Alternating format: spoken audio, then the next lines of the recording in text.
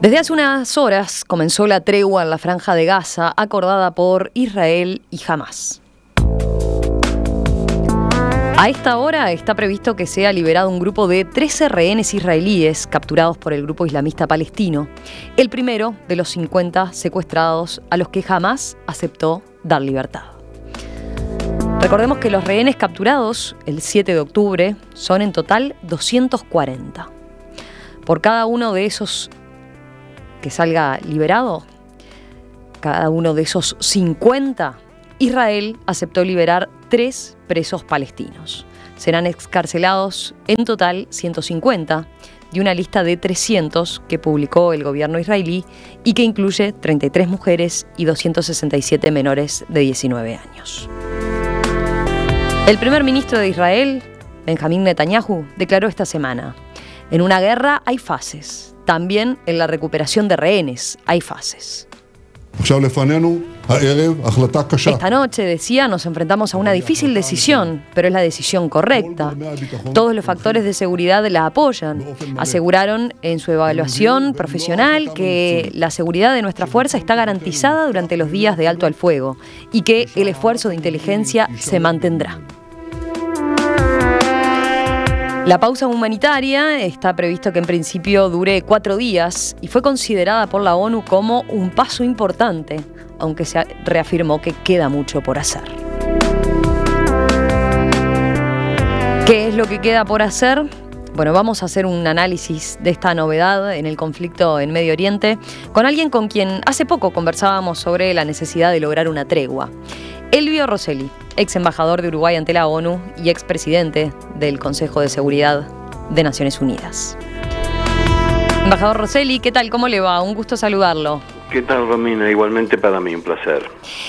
Primero, le pido una primera aclaración. A ver, ¿por qué se habla de pausa humanitaria y no de alto al fuego? Este es un punto sensible, incluso, o fue un punto sensible, ¿no?, en la negociación. Mire, usted sabe que nosotros los diplomáticos muchas veces cambiamos las palabras para hacer las cosas más pasables, sin que hayan diferencias sustanciales. Sin embargo, cuando hablamos de un cese el fuego, la sensación es de un compromiso mayor en el detenimiento de las hostilidades. Una pausa humanitaria da más la sensación de paramos por un rato. En algunos momentos es para retirar heridos, para retirar muertos, o en este caso retirar rehenes. Digamos, por ahí es la diferencia semántica. La diferencia. Ahora, perfecto. creo que lo que importa mucho, sí, Romina, y primero de todo, digamos, bienvenida, el cese del fuego, la pausa humanitaria, o como la quisiéramos llamar, bienvenida. Sí. Ahora, hay que tener presente que todas estas pausas o cese del fuego son por naturaleza terriblemente frágiles. Son pactos momentáneos entre enemigos que se han jurado y siguen jurando que después de esta pausa vuelven a pelear. Sí, eso ha quedado claro, ¿no? En las expresiones de ambos, eso lo han resaltado. Pero, tratemos de ver algunas de las cosas positivas. Algo interesante es que por primera vez es oficial que quien está involucrado es el Comité Internacional de la Cruz Roja. No sé si se acuerda el otro día cuando hablábamos con usted y con Emiliano, me habían preguntado algo y yo dije, y yo no sé si la Cruz Roja los ha visto, a los rehenes, porque la Cruz Roja es muy, para poder hacer el trabajo que hace, tiene que ser muy discreta. Y hasta tal punto que sobre esto no hay comunicados del Comité Internacional de la Cruz Roja, pero sí sabemos que es uno de los partícipes en este esquema. Eso es bueno. Bien. Y otra cosa muy interesante es que yo me guío por cables, o sea, no tengo información de primera mano, pero en varios cables he leído ya que Israel dice, o diría, que estaría dispuesta a extender un día más la tregua, o sea, a un quinto día, si hay entregas adicionales de rehenes, lo cual implicaría que Israel también estaría dispuesta a hacer lo propio. O sea, hay ahí una señal de Israel como diciendo, son 4 días y después nos volvemos a agarrar. Pero, si ustedes liberan más gente, extendemos por un día. Claro. No está dicho, pero el quid pro quo se va a tener que dar. Lo cual son señales que hay que estar atentos. Lo mismo como decíamos el otro día. Sí, Israel dice que no hay cese al fuego, pero hay horas durante las cuales no habían ataques, ¿no es cierto? O sea, acá hay... todas estas guerras son guerras que se manejan en el terreno bélico, pero también en el terreno político y la opinión pública. Quería preguntarle a propósito de eso, a ver, ¿cómo se llega a esta situación? Cuando hablamos con usted la semana pasada, destacaba que si bien el Consejo de Seguridad de la ONU había emitido una resolución pidiendo un alto al fuego, decía era una resolución débil, ¿no? Porque Estados Unidos se había abstenido de votarla. Correcto. Además de que históricamente, el Consejo de Seguridad ha emitido resoluciones por otros temas que sencillamente se han ignorado. Esta vez, efectivamente, días después de esa resolución de la ONU, se da este alto al fuego. ¿Fue importante esa resolución de Naciones Unidas para llegar a esta pausa humanitaria? Todo influye. Hay que tener presente también que tras bambalinas, por más que el gobierno de los Estados Unidos daba un apoyo firme al derecho de Israel a defenderse, sabemos que tras bambalinas Estados Unidos, poco menos que desde el inicio, le pedía a Israel que moderase su reacción. Otros actores han estado jugando, aunque no esté hoy día en la luz pública, pero estoy seguro que ciertamente Rusia y también China han estado emitiendo señales, yo diría en el mismo sentido, porque a nadie le conviene tener un Medio Oriente en llamas, ¿no es cierto? Claro. Entonces, la resolución del Consejo de Seguridad, la presión tras bambalinas, las negociaciones dirigidas por Qatar, la participación de Egipto, la Cruz Roja que obviamente ha estado trayendo y llevando, todo eso hace un poco lo que también comentábamos el otro día, lo que yo le llamo los aumentos incrementales, ¿no es cierto? Son las cosas que se van haciendo de a poco, un empujón ahora, otro empujón después, un poquito más. Y hay que ver ahora hacia dónde nos va a conducir, porque yo estaba hablando que Israel decía, extendemos un día más por cada día nuevos liberados de los rehenes. Liberados o qué sé yo. Ahora, a ese ritmo, en algún poco tiempo, jamás se quedaría sin moneda de cambio.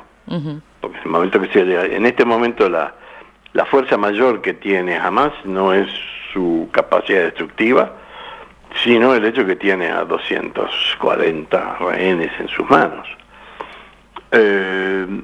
Si los entrega a todos, se queda sin una fuerte moneda de cambio, excepto que haya otro tipo de satisfacción para Hamas que le pueda servir para continuar en este cese al fuego. Yo no creo que vayamos a ver un cese al fuego definitivo proclamado como tal, pero quizá en algunas semanas más tengamos un cese al fuego moderado, con un inicio sin un fin temporal muy claramente establecido. Creo que también en algún momento le hablé de las ambigüedades constructivas. Hay ciertas veces que mejor dejar las cosas por ahí e ir acompañándolas para que lleguen a un resultado más positivo. Veremos, hay que acordarse, insisto, esto es una tregua negociada entre enemigos. Sí, claro. Uno de los problemas que tiene como tal es que no hay observadores. No hay observadores que digan efectivamente si hubo un quiebre o no, porque usted sabe que el problema de todo esto es que un individuo que está muy molesto por las razones que fuera, puede empezar a los tiros y destruir esto. Sí, es de una fragilidad, ¿no? Es claro. Es un cristalito. Sí. Por más que aparentemente, también he leído por ahí, que han instalado una suerte de teléfono rojo entre Qatar, Tel Aviv, la Franja de Gaza, Egipto, como manera de que si pasa algo, pudieran rápidamente estar en contacto todos para calmar la situación. Pero estamos en una situación muy difícil, muy frágil, pero que por suerte, al menos 4 días van a haber algo de tranquilidad. Preocupa también ese desplazamiento de palestinos del norte de vuelta a sus antiguos hogares. Sí, eso se iba a dar, ¿no? Israel está, la última información que veía ahora hace un ratito nada más, bueno, Israel insiste en que ha tirado de vuelta volantes, ¿no? Comunicados en árabe explicando que no se trasladen, que esta pausa humanitaria no implica igual que vuelvan y que no está permitido, le dice el ejército israelí, el desplazamiento hacia el norte de la Franja de Gaza. Y bueno, y allí entonces habrá que ver qué pasa, ¿no? En ese sentido. Y otro hecho aliciente también, Romina, si me permite, es ha habido retirada de equipos mecanizados, tanques y demás de Israel de la Franja de Gaza. Está bien, la retirada en términos de kilómetros es poca distancia, porque la Franja de Gaza en su momento más ancho tiene 10 kilómetros. Pero es simbólico que en la pausa bastaba que Israel dejase sus tanques ahí y no los usase. Sin embargo, ha habido movilización, no sé cuán significativa, si es que se llevaron para atrás los tanques que están un poco dañados y después los reponen, no lo sé, pero es importante que tropas mecanizadas de Israel se hayan retirado en este momento de la franja. No es poca cosa. Es importante eso que marca como una señal ahí a tener en cuenta. Estoy mirando mientras que hablo con usted, obviamente la televisión por un lado, los cables de último momento, porque justo a la hora que empezábamos el diálogo estaba previsto, ¿no?, que se empezaran a conocer detalles de la liberación. Las estaciones de televisión israelíes concretamente informan que los cautivos israelíes han sido ya trasladados a la Cruz Roja en Gaza y están en camino al cruce con Egipto. Aún no hay información sobre la liberación de los palestinos detenidos en cárceles israelíes. Antes de ir al detalle de lo que está efectivamente acordado en esa materia, quería preguntarle, embajador Rosselli, ¿cuánto pesó también, hablábamos recién de las presiones internacionales, ¿no?, de cómo las negociaciones, esas más calladas incluso, ¿cuánto incidió en esta situación y en este intercambio de rehenes la propia situación a la interna de Israel, ¿no?, liderada entre otras cosas por las familias de los secuestrados que venían presionando fuertemente, ¿no?, porque se diera un paso de este tipo? Y Romina, siempre hemos hablado que todos estos fenómenos son todos multicausales, y creo que en la conversación de días atrás habíamos comentado precisamente la difícil situación personal y legal del primer ministro de Israel, que se encuentra por un lado, a él le venía muy bien todo esto, esta acción bélica, porque entonces lo protegía de sus dificultades internas, pero al mismo tiempo hay una gran parte de la población de Israel que dice, bueno, a ver, acá tenemos gente a cuidar, gente a salvar, y esto no puede ser prolongado por intereses personales políticos muy bajos. Claro. Todas estas cosas, todo esto influye, por eso siempre es importante que quienes pueden hablar lo hagan, y quienes pueden proclamar que es necesario volver a senderos un poco más normales y humanitarios, que lo hagan. Y en ese sentido, ya hemos dicho, Estados Unidos, Rusia, China ciertamente han estado trabajando. El propio secretario general de Naciones Unidas ha hecho declaraciones más que importantes, tanto que poco menos que fue declarado persona no grata por el gobierno de Israel. O sea, aquí siempre hay que ayudar. Siempre hay que... Pero ella, para Netanyahu, recordemos, es un giro importante, ¿no? Porque hasta el momento venía diciendo que, bueno, cualquier pausa iba a permitir que jamás se rearmara, sostenía, ¿no? Exacto, que son los argumentos típicos, creo que lo decíamos el otro día, no importa, cámbiale los nombres, pero en cualquier confrontación, cada vez que se habla un cese el fuego, los argumentos son iguales.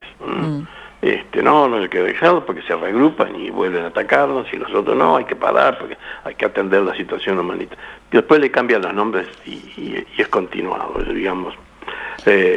Son hechos conocidos. Le iba a preguntar ahora sí detalles por lo que implica la negociación. El acuerdo, sabemos, es que Hamás libere 50 rehenes y que Israel libere 3 veces esa cifra, 150 presos palestinos. Exacto. ¿Le llama la atención que Israel termine cediendo tanto, se puede decir? No, si mal no recuerdo, es clásico que en los intercambios nunca son uno por uno. Ajá. Siempre ha sucedido que Israel entrega muchos más de los que recibe. Los porqués son de difícil explicación, pero creo que es una medida de cierto valor político para Israel, como diciendo, yo estoy dispuesto a dar más para proteger a los míos. Veía, sí, recordaba el caso de bien conocido, sonado en aquel momento, el soldado Gilad Shalit, que fue liberado en 2011 a cambio de 1027 presos palestinos, ¿no? Exacto, sí. Estuvo 5 años retenido en Gaza y ahí fue la relación 1 contra 1027. Sí. Digamos, es poco menos que una de las constantes de esta situación. Israel normalmente cuando hace canjes nunca son 1 a 1. A ver, entendámonos también, es difícil que los canjes sean 1 a 1 en cualquier situación. Lo mismo pasa con cuando hay canjes de espías, al día de hoy entre Estados Unidos, China, Rusia, digo, nunca es 1 a 1, siempre hay alguno más por algún lado por distintas razones.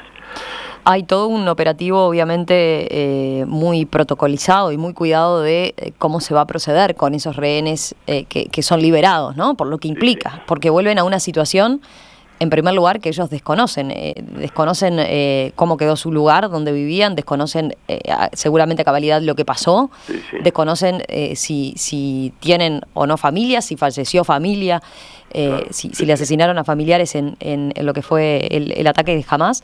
Entonces está muy cuidado, ¿verdad? Todo lo que va a ser esa vuelta, ese regreso a su casa. Y a mí me gustaría poder confirmar lo que me pareció una picardía de Israel, que aparentemente Israel entregaría a los prisioneros palestinos en Cisjordania, se los entregaría a la autoridad palestina en Ramallah, lo cual le llama una picardía porque se conoce el enfrentamiento entre Hamás y la autoridad palestina, ¿no? Pero bueno, no sé, eso lo he leído por algún lado, no lo he podido confirmar. Pero... sí, sería todo un hecho, ¿no? En sí mismo. Hablando de eso, le iba a preguntar, el reclamo de Hamás es por la liberación de los presos palestinos, no es nuevo. Han variado, sí, o veo distintas versiones a propósito de cuál es la cifra actualizada de palestinos que están presos en cárceles israelíes, ¿no? Sí. Se habla de 5.000, ahora más recientemente de 7.000 palestinos presos en cárceles israelíes. Algunos... 7.200 es una de las cifras que estaba teóricamente más actualizada. Pero lo que pasa también es que hay que ver cómo se cuentan, ¿no es cierto? Porque, a ver, hay presos que realmente están presos por acciones terroristas, bélicas, asesinatos, qué sé yo. Y hay centenares de gente que está en lo que se llaman detenciones administrativas, o sea, son delitos menores que no han sido todavía juzgados, no están presos, pero están detenidos en distintos lugares. A ver, esto es espantoso, pero cada uno vale distinto, ¿no es cierto? Claro. Entonces, No sé, no tengo información cómo se maneja. Veía así que hay organizaciones bueno, la ONU ha criticado a Israel por este tema en el pasado, ¿no? Porque hay muchos de estos presos que se les llama sin haber pasado por un juicio, ¿no? Casi todos sometidos a tribunales militares, por ejemplo. Lo que sí es importante, porque lo he leído en alguno de los cables, es que la lista con los nombres de las personas fue negociada. Uh-huh. Supongo que también el ritmo sea negociado. No necesariamente quizá que fulano sale mañana y mengano sale traspasado mañana, pero sí se pusieron de acuerdo los nombres, o sea, ha habido una negociación un poco por lo que decíamos, ¿no? Que digo yo que jamás va a querer garantizarse de poder sacar de la cárcel a alguno de los presos más pesados, digamos, ¿no? De más valor, entre comillas, para Hamas. Claro. Pero es interesante el hecho que eso fue negociado entre ambos, con la intermediación que ya habíamos dicho, aparentemente en eso de Qatar y Egipto, más que de la Cruz Roja o Estados Unidos. Ya que lo mencionó, ¿qué podemos decir sobre el rol de Qatar en esta negociación? Que es muy interesante que vuelve a demostrar a Qatar entre los países del Grupo de Cooperación del Golfo como un país que tiene una autonomía importante en su relacionamiento internacional. Creo que el otro día comentábamos el equilibrio que tiene Qatar con Irán, que a su vez eso lo enoja o lo aparta un poco de Arabia Saudita, que es el peso mayor en la zona, pero Qatar se sigue manifestando como un gobierno monárquico, absolutista como son todos ellos, pero con cierta capacidad de manejo, lo que en términos futbolísticos llamaríamos tener cintura, y va prestando también un importante servicio. Hay que destacar que por más frágil que este cese al fuego sea, bienvenido sea el cese al fuego después de 40 y pico de días de guerra, ¿no? Uh-huh. Qatar es uno de esos pequeños estados que saben demostrar que pueden ser grandes. Para terminar, embajador Rosselli, le iba a preguntar ¿qué es lo que va a estar observando usted como especialista en este tema y como conocedor de estos asuntos a lo largo de estos días, de estas próximas horas? ¿Qué chances ve también de que esta tregua, bueno, efectivamente se extienda, tal como mencionaba? Lo primero es que el cese al fuego se mantenga. Hablábamos de su fragilidad, por consiguiente es importantísimo que se mantenga. Segundo, sería deseable que esa especie de oferta, según aparece ahí en alguno de los cables de Israel, de decir, pero podemos extender un día más por cada nuevo grupo que se libere. Si eso fructificase, nos daría entonces ya no 4 sino 5, y si nos da 5 no vería por qué no 6. Cuanto más largo sea el cese al fuego, más difícil se hace las razones para volver a la actividad bélica, ¿no es cierto? Va a ver también cómo se mueven los demás participantes. Esto es, Hezbollah hace unos días había hecho una manifestación de fuerza tirando algunos proyectiles sobre Israel le respondió, pero todo parece estar dentro de lo que nosotros llamamos un kabuki, este teatro japonés tan estructurado, ¿no? Donde se mueve uno, se mueve el otro. Bueno, hay entre Israel y Hezbollah una especie de danza ahí, ritual, que se maneja dentro de determinados parámetros desde la última guerra, en el 84 creo que fue, ya no me acuerdo. Entonces, todos estos elementos hay que irlos mirando porque son parte de este armado, este andamiaje que se armó con muchas variables y hay que ver para dónde se mueve cada una de ellas.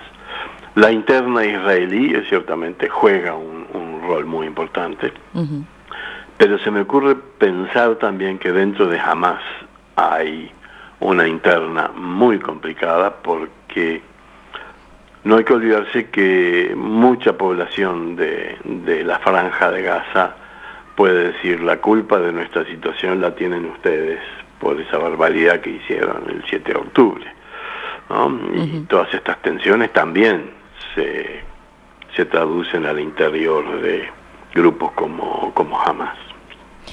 Elvio Rosselli, ex embajador de Uruguay ante la ONU, ex presidente del Consejo de Seguridad de la ONU en 2016. Muchísimas gracias, embajador, como siempre, por estos minutos esta mañana aquí en Perspectiva. Quedamos en contacto. Volvemos a hablar en cualquier momento. Romina, que pase muy bien. Gracias. Gracias.